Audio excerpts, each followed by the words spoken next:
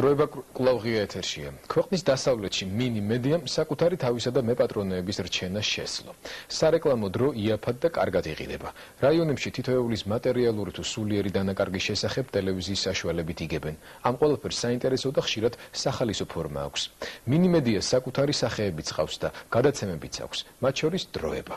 როგორ მუშაობენ ქართული რეგიონული ტელევიზიები და მინი მედია უფრო პოპულარულია რაიონებში თუ ეროვნული მაუწყებლები.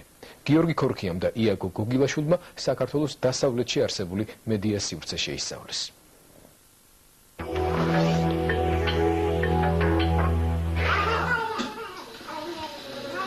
ტელეკომპანია ჯიხამ ძალიან ჯიხაში მაუწყებლობა რამდენიმე წლის წინ 2 ვიდეომაგნიტოფონითა და პრიმიტიული გადამცემით დაიწყო. დღეს არსენალიც შევისო და შემოქმედებაში კრეატივმაც იმატა. გამარჯობა, თქვენ რომელი არხი მოგწონთ ძალიან ჯიხაში ყველაზე უფრო?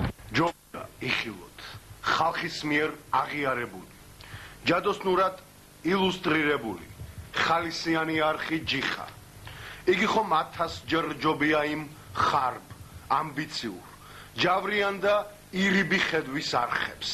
ასე რომ ჯობია იხილოთ, ხალხის მიერ აღიარებული, ჯადოსნურად ილუსტრირებული, ხოშიერი არხი ჯიხა.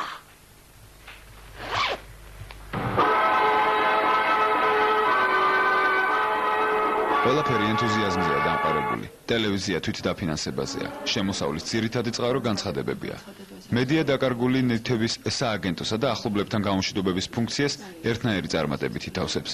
ყველა განცხადებაზე კორექტორები მუშაობენ.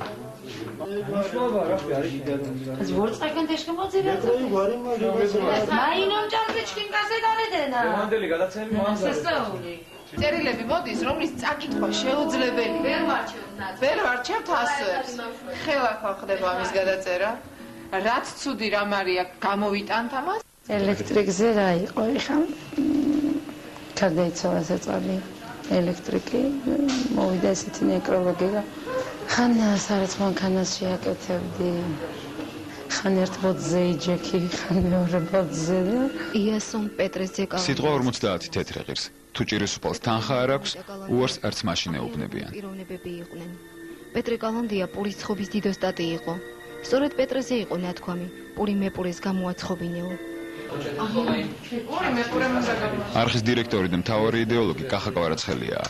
დღეს ის მთელი არსებით სტუდიის განახლების პროცესშია ჩაფლული. სწორედ აქედან კვირაში ერთხელ ეთერში საინფორმაციო გამოშვება გავა.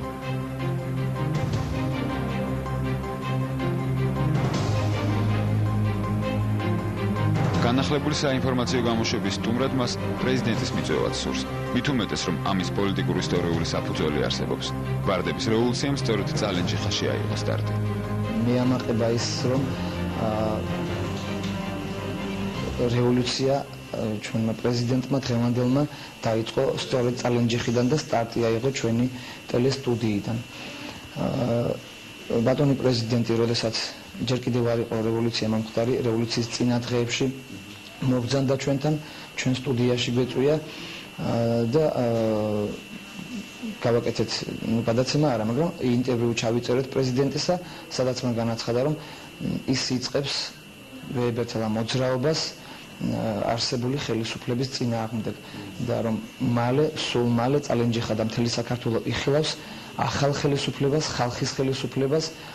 სანამ მეორე სართულზე ახალი გადაცემა მზადდება, პირველზე ოთახებს ალაგებენ. აქ იმდენი ძველი განცხადება და სურათი დაგროვდა, რომ უკვე აღარ იციან საწა იყო. ჭირისუფლები მიცვალებულების ფოტოებს რატომღაც ტელეკომპანიას უტოვებენ. მე მგონი ეს ყველა ჩვენი მოგვიყვება. და სამახსოვროდ ვიტოვებენ. გაიგო, წაიღე რა.